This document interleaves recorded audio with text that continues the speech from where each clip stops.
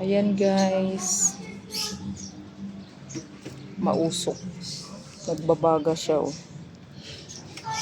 Ayan, tiyang. Naglaga ako ng langka. Langka, nagbigay yung pamangking ko. Binigay din daw sa kapitbahay nila. Binigay din sa akin. Diba? Ayan. Magdilig-dilig muna habang nag-aantay ng maluto yung ano. Kasi parang paksiw lang style yun.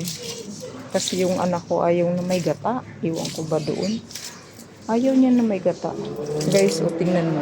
Nangulunto yung aking halaman. Yung sili ko.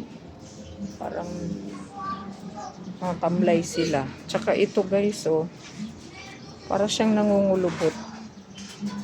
Namumulaklak siya pero yung dahon niya hindi malusog. Tingnan mo, oh. Bango-bango pa naman ito. Ayan.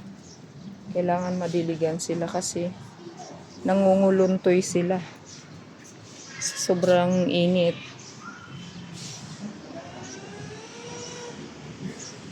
Yung aking parang hindi nabuhay. Tutubo pa siguro yan. Ayan yung aming mga kapitbahay. Hello neighbor.